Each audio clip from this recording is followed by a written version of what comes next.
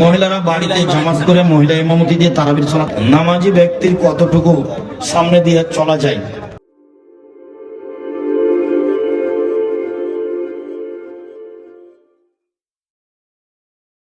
কয়েকটা জিজ্ঞাসা সৌদি আরবের সাথে মিলাইয়া ঈদ করা যাবে? সৌদি আরবের সাথে মিল রেখে ঈদ করা যাবে কি যাবে না?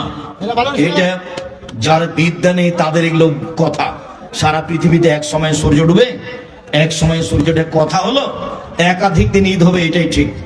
বই পুস্তক আমার হাতের ডানে আছে, কেউ খালি যাবেন না, নিয়ে যাবেন। একদিনে ঈদ হবে না, বিভিন্ন দিনে হবে।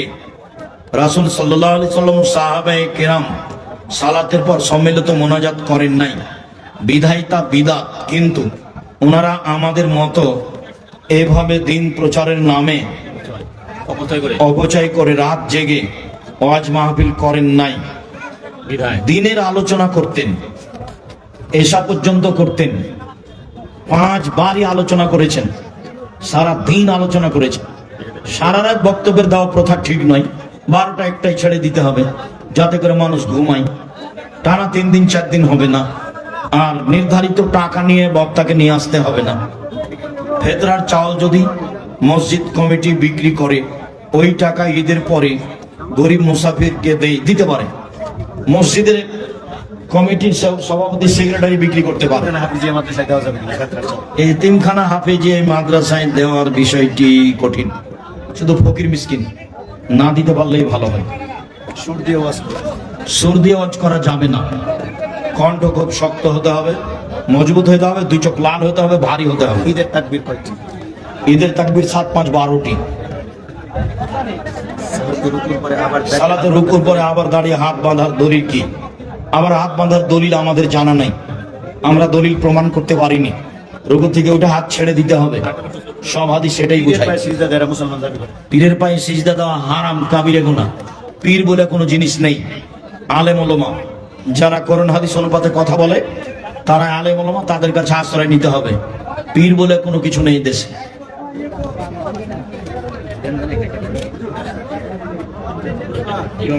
সৌদি আরবের সাথে মিলে তার পিছনে নামাজ হবে কিনা? ও তো বেদাত হবে। সৌদি আরবের সাথে মিলিয়ে সালাত আদায় করা যাবে না।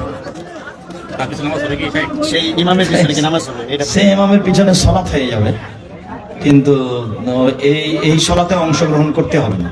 সৌদির সাথে একই দিনে রোজা রাখে, এই সৌদির সাথে একই দিনে রোজা থাকা যায়, ঈদ করা, তাই রোজার ঈদ একটাও চলবে না।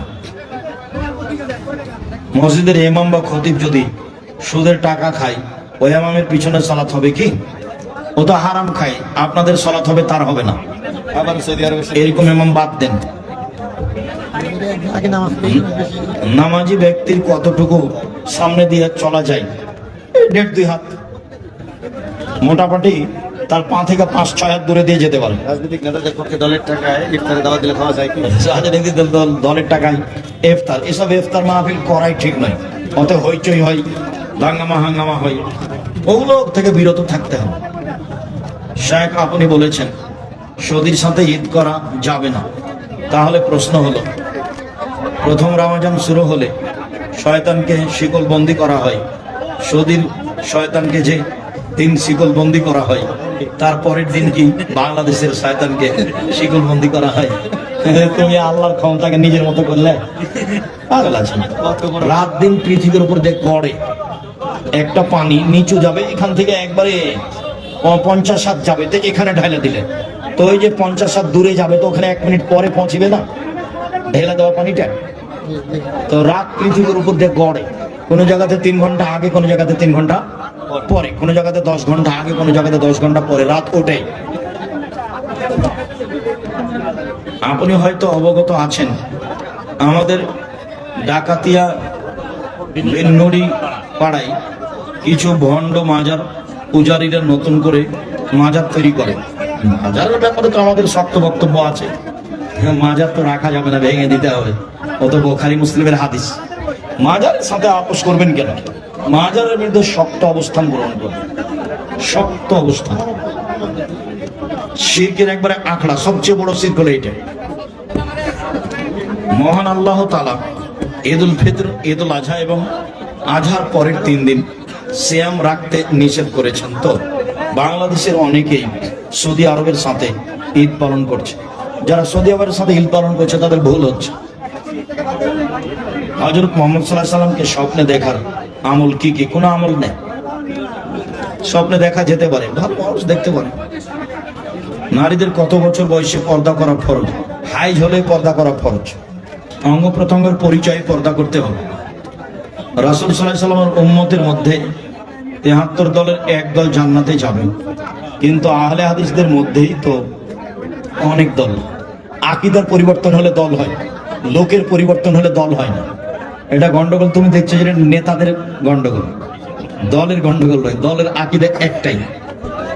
যদি যার কারণে আমি কোনো লোকের সাথে যাই না, কোনো দলের সাথে, কোনো নেতার সাথে যাই না ফিতনা বাঁধার জন্য।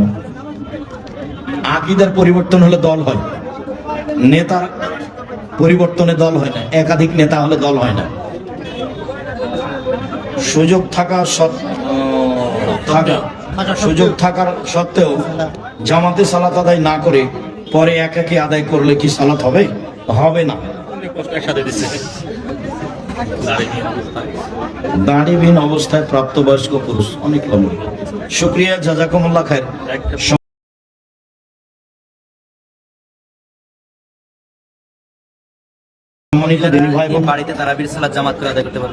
মহিলারা বাড়িতে জামাত করে মহিলা ইমামতি দিয়ে তারাবির সালাত আদায় করতে পারবে।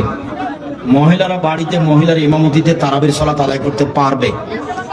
মহিলারা যেখানে হোক তারাবির সালাত জামাত করে আদায় করতে পারবে। ফরজ সালাত জামাতে তারা ইমামতি করে আদায় করতে পারবে। মহিলারা পারবে না ঈদের সালাত আদায় করতে জামাত করে ইমামতি করে, আর পারবে না জুমার সালাত। এই জন্য তো তাদের খুতবা আছে। মহিলাদেরকে এই বিষয়ে খুব সতর্ক থাকতে হবে। কোন মহিলা যেন নিজে ইমামতি করে ঈদের সালাত আদায় না করাই, জুমার সালাত আদায় না করাই। বাকি সালাত মহিলাদের ইমামতিতে চলতে পারে। দিনী বোনেরা, আপনারা বিষয়টি খুব খেয়াল করবেন। মসজিদের সভাপতি কি কোরআন হাদিস না জানা ব্যক্তি হতে পারবে? যারা ৫ ওয়াক্ত সালাত আদায় করে, যাকাত দেয়, সিয়াম পালন করে, তারা সভাপতি হবে।